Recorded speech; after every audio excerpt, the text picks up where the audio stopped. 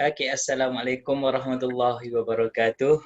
Okay, selamat petang kepada semua panel kita.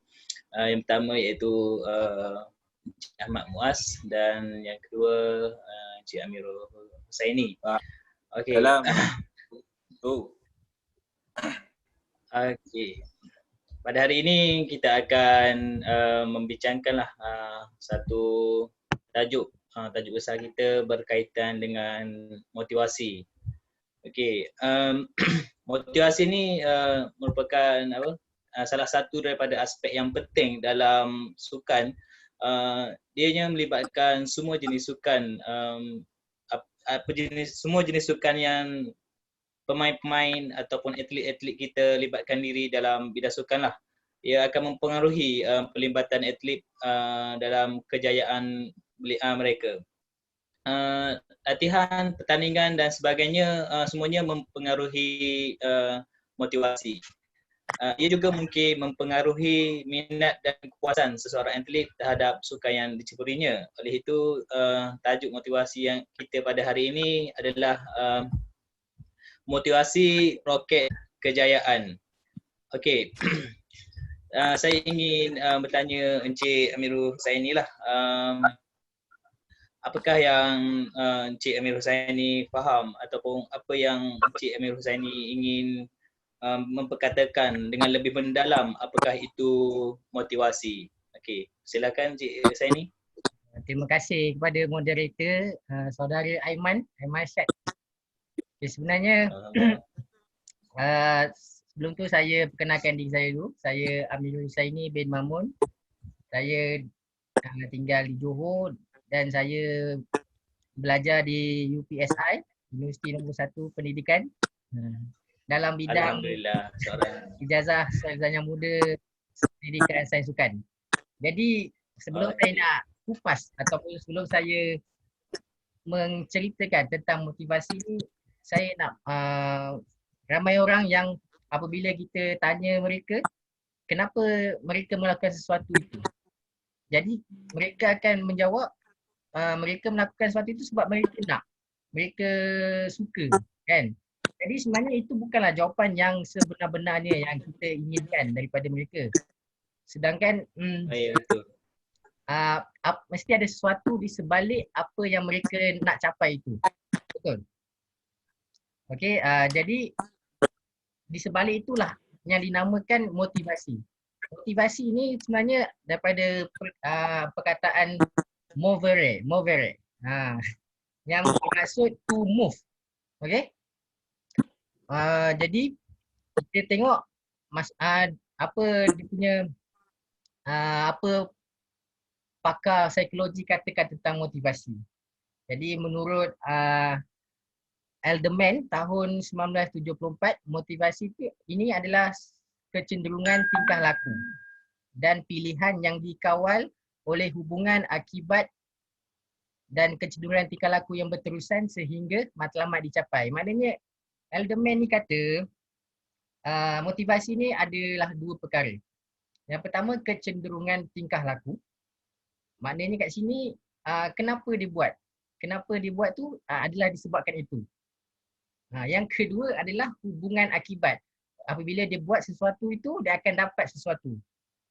Kalau dia buat yang baik, dia akan dapat yang baik. Apabila dia punya tingkah laku tu buruk, dia akan dapat buruk. Maknanya kat sini, kalau dari segi konteks sukan, motivasi ini akan menyebabkan performance atlet itu menjadi baik atau buruk. Yang itu kita akan dengarkan daripada saudara Muaz lah, panel kita yang kedua. Jadi dekat sini Elderman ni kata motivasi ni adalah kecenderungan tingkah laku dicampur dengan hubungan akibat. Dan benda ini seiring sehinggalah sesuatu tu dapat dicapai. Selepas dah dicapai mungkin akan ada motivasi lain ataupun tak ada motivasi. Seterusnya Cox 1994, beliau mendefinisikan motivasi sebagai sumber atau alat yang menggalakkan seseorang untuk mencapai matlamat dan seterusnya berusaha mencapai matlamat tersebut sehingga berjaya. Maknanya Cox ni kata motivasi ni adalah satu matlamat atau tujuan. Jadi apabila seseorang dari segi konteks sukan, apabila seseorang atlet itu menginginkan sesuatu, menginginkan hadiah ataupun orang kata ganjaran daripada mana-mana pihak, dia akan jadikan ganjaran itu sebagai motivasi dia. Maknanya dia punya influence dia. Itu kalau orang kampung saya kata influence.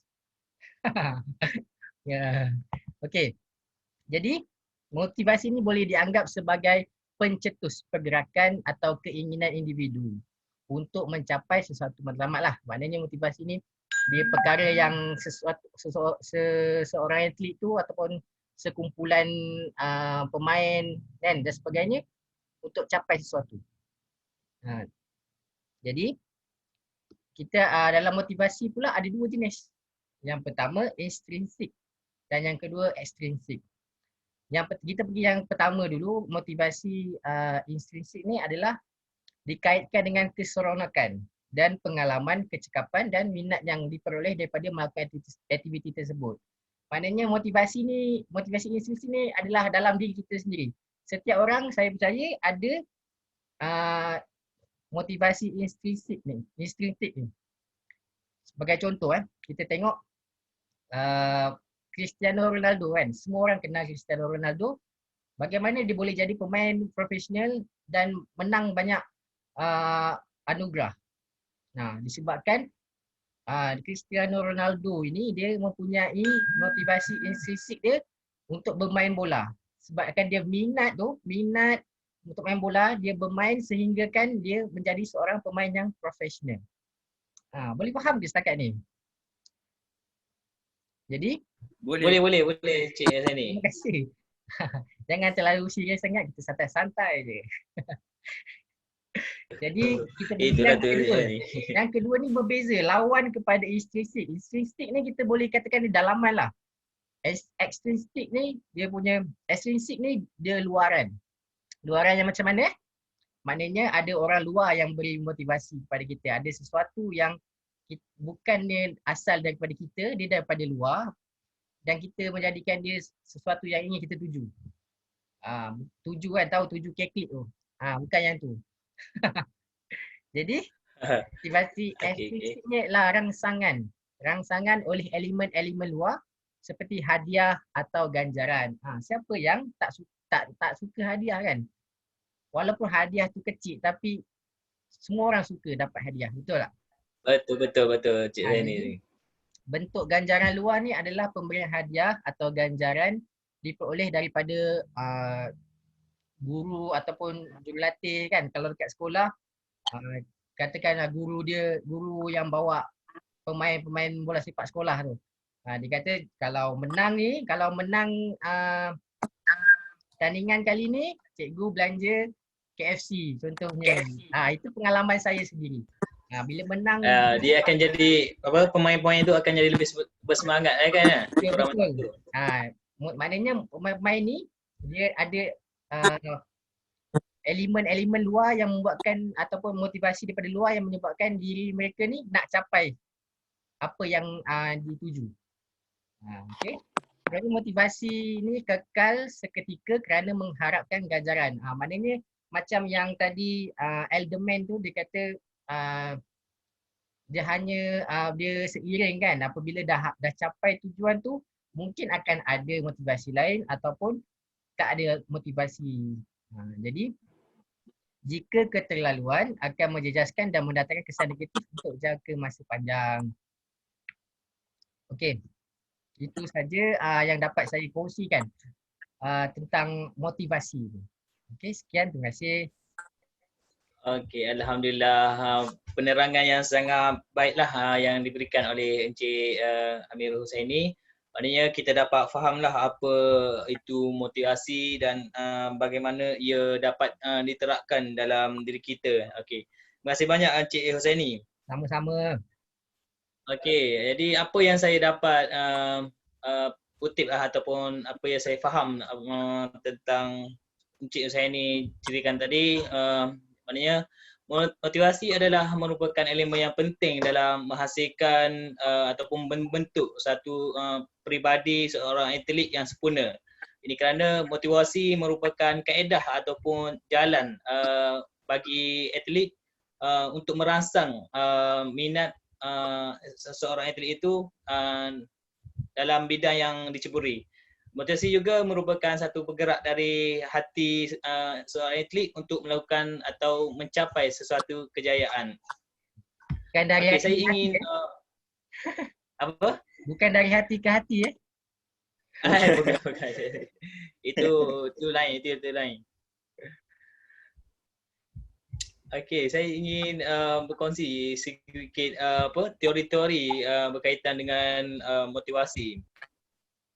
Okey, teori-teori motivasi ini dia terdapat banyak di antaranya teori hierarki keperluan Maslow, teori atribusi Wiener, teori ekspektasi dan nilai, teori disonansi kognitif, teori motivasi pencapaian Maclellan dan teori motivasi Herzberg.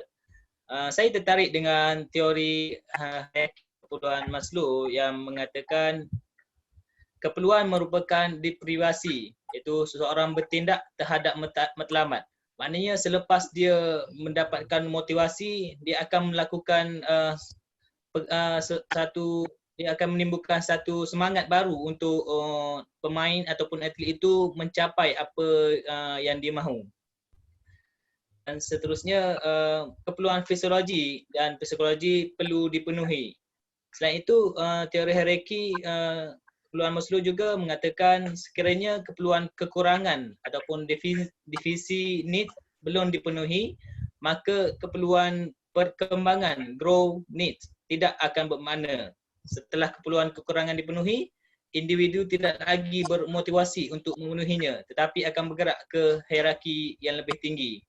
Dan akhir sekali individu yang akan berkecenderungan untuk berkembang seterusnya membawa kepada penyempurnaan kendiri, iaitu mereka akan mencapai potensi yang menyeluruh. Mengikut teori motivasi pencapaian Maclellan mengatakan motivasi meningkat jika seorang atlet atau pemain itu dimotivasikan.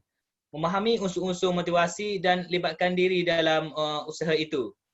Selain itu, motivasi bertindak dua hala, iaitu memberi dan menerima. Beliau membezakan di antara high achiever dengan low achiever, yang mana pada kebiasaannya high achiever ini menetapkan matlamat tidak mudah dan tidak susah untuk dicapai.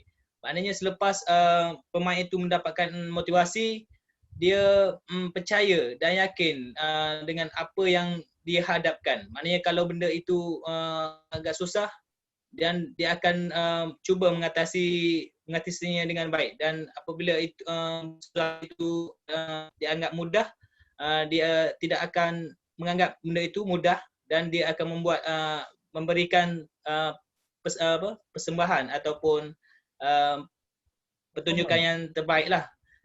Okay. Akhir sekali, teori ini juga mengatakan harapan untuk kejayaan dan ketakutan untuk kegagalan tertanam dalam jiwa pelajar. Apa yang saya faham dekat sini, sifat ketakutan tu dan kegagalan tu akan ada dalam jiwa pelajar, tapi dengan adanya motivasi diri ini, pemain-pemain akan dapat mengatasi ketakutan dan kegagalan tersebut. Okey, berbalik kepada tajuk kita hari ini, memotivasi roket kejayaan. Okey, saya ingin bertanya pada Encik Ahmad Muaz, apakah kesan motivasi kepada pemain dan atlet-atlet sukan? Silakan Encik Ahmad Muaz. Okey, terima kasih kepada moderator kita iaitu saudara Aiman Arsyad, dan juga terima kasih juga kepada saudara Amirul yang memberi pencerahan yang begitu panjang dan jelas mengenai tajuk kita, iaitu mengenai motivasi roket kejayaan. Okey, hari ini saya akan menceritakan mengenai kesan motivasi terhadap pelibatan atlet dalam sukan.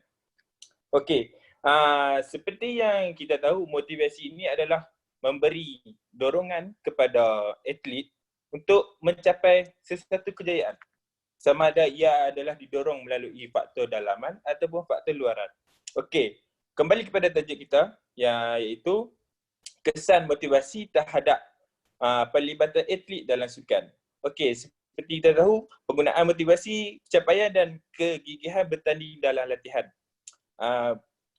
Sebagai contohnya, seseorang atlet, seseorang jurulatih yang baik dan berkesan akan cuba untuk meningkatkan dan mengekalkan motivasi atletnya. Motivasi intrinsik harus dipupuk dan dikembangkan dalam diri setiap atlet. Peranan jurulatih adalah berusaha memastikan atlet mereka memilih motivasi intrinsik. Sebaliknya, atlet yang mempunyai motivasi ekstrinsik biasanya bermain untuk ganjaran yang berupa kebendaan, penghargaan dan publicity. Okey, untuk ganjaran kebendaan akan hilang lebih cepat jika dibandingkan dengan ganjaran kepuasan ataupun motivasi intrinsik. Tahap motivasi intrinsik dapat meningkat bila atlet merasakan dia telah mempamerkan prestasi yang terbaik berbanding dengan mereka yang mempunyai persepsi kejayaan yang rendah. Menang atau kalah adalah tidak penting dan dalam penentuan intrinsik, motivasi intrinsik.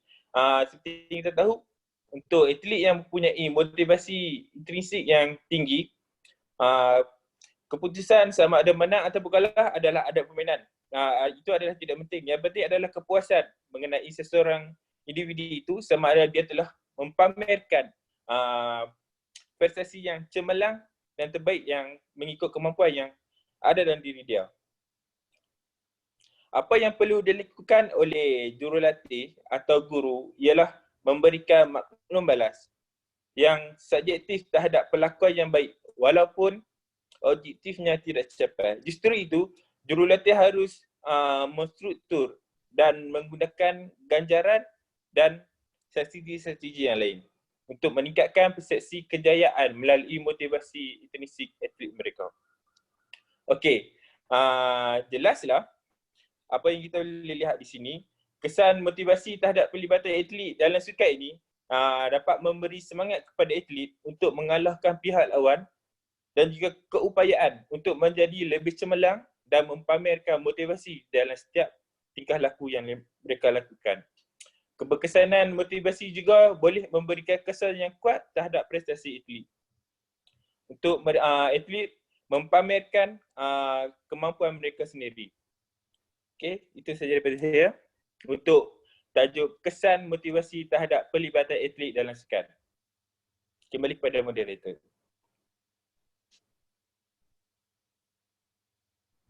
Okey, alhamdulillah. Terima kasih kepada Encik Ahmad Muaz atas penerangan kesan-kesan motivasi terhadap atlet ataupun sukan. Jadi forum kita pembincangan kita pada hari ini selesai di sini saja. Jadi apa sebagai kesimpulannya, motivasi ini memberi rangsangan dan memberi titik kejayaan kepada pemain-pemain agar mereka dapat menjadi pemain ataupun atlet-atlet sukan yang bermotivasi dan mendapat kejayaan. Jadi saya ingin mengucapkan terima kasih kepada panel-panel kita iaitu Encik Amir Husaini dan Encik Ahmad Muaz atas sudi meluangkan masa dalam perbincangan kita pada hari ini. Sama-sama. Okay, jadi terima kasih. Sama-sama.